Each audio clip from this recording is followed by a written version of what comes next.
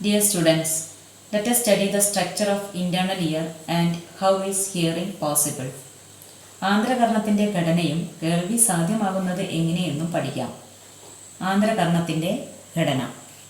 Structure of internal ear. Semi circular canals, vestibule, cochlea are the main parts of the internal ear. അർദ്ധവൃത്താകാര കുഴലുകൾ, vestibule, cochlea എന്നിവയാണ് ആന്ധ്രകർണത്തിൻ്റെ പ്രധാന ഭാഗങ്ങൾ. ആന്ധ്രകർണം പ്രധാനമായും രണ്ട് ധർമ്മങ്ങൾ നിർവഹിക്കുന്നു. കേൾവി, ശരീരതുലന നില പാലിക്കൽ. Hearing and balancing the body are the two main functions of internal ear. Here you can see three semicircular canals which are mutually perpendicular and placed above the vestibule. വെസ്റ്റിബ്യൂളിന് മുകളിലായി 3 അർദ്ധവൃത്താകാര കുഴലുകൾ പരസ്പരം ലംബമായി കാണുന്നു. See this.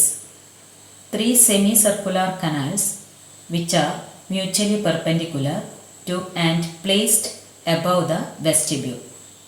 ഇവിടെ വെസ്റ്റിബ്യൂളിന് മുകളിലായി 3 അർദ്ധവൃത്താകാര കുഴലുകൾ പരസ്പരം ലംബമായി കാണപ്പെടുന്നു. അത് നിങ്ങൾക്ക് ഇത് കാണുമ്പോൾ ഒരു സംശയം ഉണ്ടാവും, നോക്കിയാൽ മതി. ഇത് വെച്ച് നോക്കുമ്പോൾ നിങ്ങൾക്ക് മനസ്സിലാവും ഇത് 3 പരസ്പരം ലംബമായാണ് കാണുന്നതെന്ന്. വെസ്റ്റിബ്യൂളും അർദ്ധവൃത്താകാര കുഴലുകളുമാണ് ആന്ധ്രകർണത്തിൻ്റെ ഒരു ധർമ്മമായ ശരീരതുലന നില പാലിക്കുന്നതിന് സഹായിക്കുന്നത്. Semi circular canals and vestibule help in balancing the body. വെസ്റ്റിബ്യൂളിന് താഴെയായി കാണുന്ന ഭാഗമാണ് cochlea. Cochlea is a coiled tube like a snail shell. It helps in hearing. ഒച്ചിൻ്റെ തോട് പോലെ ചുരുണ്ടിരിക്കുന്ന കുഴലാണ് കോക്ലിയ. ആന്ധ്രകർണത്തിൻ്റെ മറ്റൊരു ധർമ്മമായ കേൾവിക്ക് സഹായിക്കുന്ന ഭാഗമാണ് cochlea. The cochlea is a turned 2.5 coil. 2.5 ചുറ്റുള്ള ഒരു കുഴലാണ് cochlea. Internal ear is situated inside a bony case in the skull called bony labyrinth. ആന്ധ്രകർണം സ്ഥിതി ചെയ്യുന്നത് തലയോട്ടിലെ അസ്ഥി നിർമ്മിതമായ അറയ്ക്കുള്ളിലാണ്. ഈ അറയെ ബോണി ലാബ്രിന്ത് എന്ന് പറയുന്നു. In this case there are membranous labyrinth also. ഈ അസ്ഥി അറയ്ക്കുള്ളിൽ സ്തരനിർമ്മിതമായ അറകളും ഉണ്ട്. Imagine the pipe as the bony case, so it represents the bony labyrinth. Likewise the paper tube as the membranous labyrinth. അസ്ഥി നിർമ്മിതമായ അറ പൈപ്പായിട്ടും പേപ്പർ കുഴൽ സ്തരനിർമ്മിതമായ അറയുമായി സങ്കല്പിക്കുക. The space inside the membranous labyrinth is filled with a fluid named endolymph. സ്തര അറയ്ക്കുള്ളിൽ endolymph എന്ന ദ്രവവും സ്തര അറയ്ക്കും അസ്ഥി അറയ്ക്കുമിടയിൽ പെരിലിംഫ് എന്ന ദ്രവവും നിറഞ്ഞിരിക്കുന്നു. The space between membranous labyrinth and the bony labyrinth. The space between the membranous labyrinth and the bony labyrinth is filled with a fluid called perilymph. Periphery പുറത്ത്, കോക്ലിയയുടെ പുറത്തെ അറയിൽ പെരിലിംഫും, എൻഡോ എന്ന് പറഞ്ഞാൽ ഉള്ളിലത്തെ അറയിൽ അല്ലെങ്കിൽ അകത്തെ അറയിൽ എൻഡോലിംഫും നിറഞ്ഞിരിക്കുന്നു. ആന്ധ്രകർണത്തിലെ cochlea, semi circular canal, vestibule, അർദ്ധവൃത്താകാര കുഴലുകൾ, വെസ്റ്റിബ്യൂൾ, കോക്ലിയ എന്നീ ഭാഗങ്ങളിൽ അസ്ഥി അറയും സ്തര അറയും കാണപ്പെടുന്നു. You can see a bony wall separating the middle ear from the internal ear. മധ്യകർണത്തെയും ആന്തരകർണത്തെയും വേർതിരിക്കുന്ന അസ്ഥി നിർമ്മിതമായ ഒരു ഭാഗം നിങ്ങൾക്കിവിടെ കാണാം. In this bony wall there are 2 openings which are covered by membranes. ഈ അസ്ഥി നിർമ്മിതമായ ഭാഗത്ത് 2 ദ്വാരങ്ങൾ അല്ലെങ്കിൽ രന്ധ്രങ്ങൾ ഇവിടെ കാണാം. ഇത് സ്തരങ്ങളെ കൊണ്ട് പൊതിഞ്ഞിരിക്കുന്നു. The upper opening is called oval window and the lower one is called round window. മുകളിലത്തെ ദ്വാരം ഓവൽ വിൻഡോ എന്നും താഴെയുള്ള ദ്വാരം റൗണ്ട് വിൻഡോ എന്നും പറയുന്നു. The ear ossicles connect the tympanum to the internal ear through the oval window. മധ്യകർണത്തിലെ അസ്ഥിശൃംഖല കർണപടത്തെ ആന്തരകർണവുമായി ബന്ധിപ്പിക്കുന്നത് oval വിൻഡോയിലൂടെയാണ്.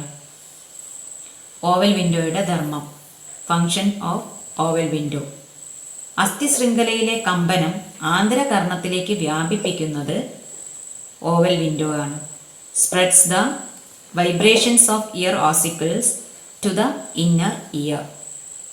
Functions of round window. കോക്ലിയയ്ക്കകത്തുള്ള ദ്രവത്തിൻ്റെ ചലനത്തെ സഹായിക്കുന്നു. Helps in the movement of fluid inside the cochlea. അസ്ഥിശൃംഖലയിലെ കമ്പനങ്ങൾ കോക്ലിയയിലെ ദ്രവത്തിൽ ഒരു തരംഗചലനം സൃഷ്ടിക്കുന്നു. ഇത് കുളത്തിൽ കല്ലെറിയുമ്പോഴുണ്ടാകുന്ന ഓളങ്ങൾക്ക് സമാനമാണ്. The vibrations of ear ossicles produce waves similar to the ripples in a pond when a stone is thrown. കോക്ലിയയിലെ ദ്രവത്തിലുണ്ടാകുന്ന ഈ തരംഗചലനം അവസാനിക്കുന്നത് റൗണ്ട് വിൻഡോയുടെ ചലനത്തിലാണ്. ഇവിടെ റൗണ്ട് വിൻഡോ പുറത്തേക്ക് തള്ളുന്നതായി കാണാം.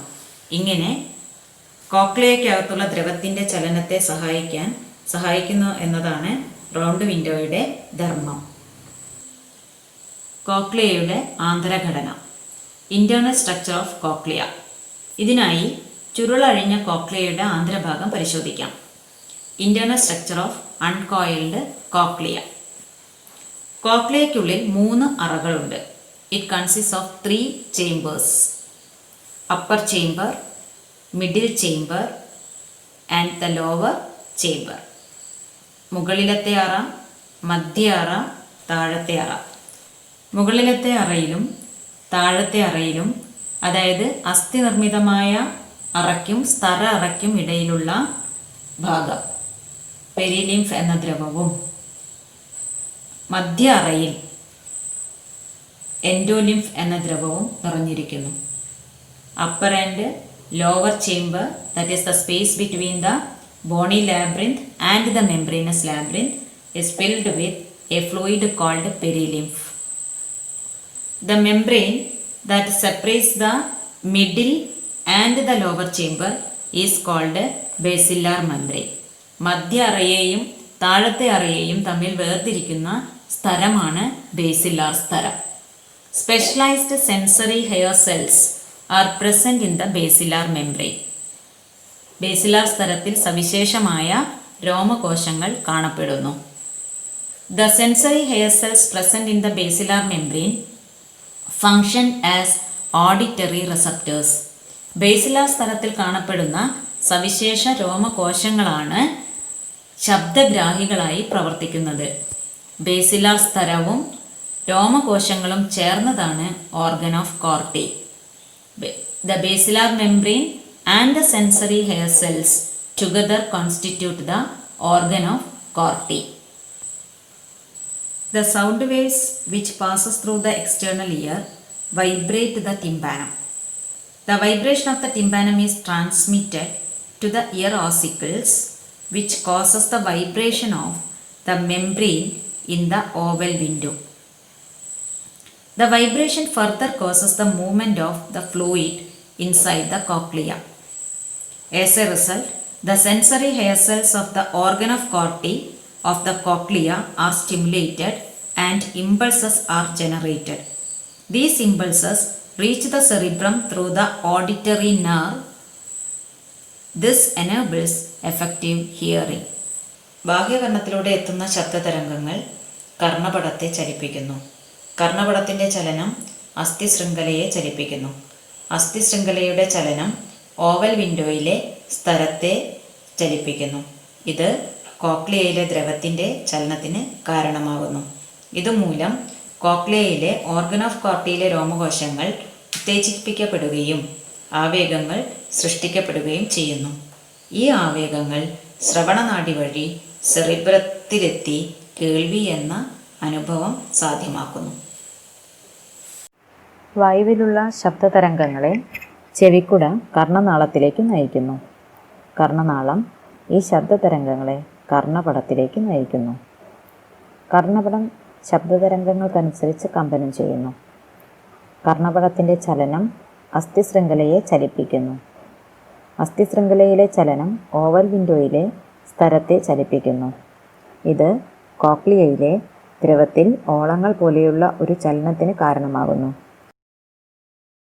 ഇതുമൂലം കോക്ലിയയിലെ ഓർഗൻ ഓഫ് കോർട്ടിയിലെ രോമകോശങ്ങൾ ഉത്തേജിക്കപ്പെടുകയും ആവേഗങ്ങൾ സൃഷ്ടിക്കപ്പെടുകയും ചെയ്യുന്നു.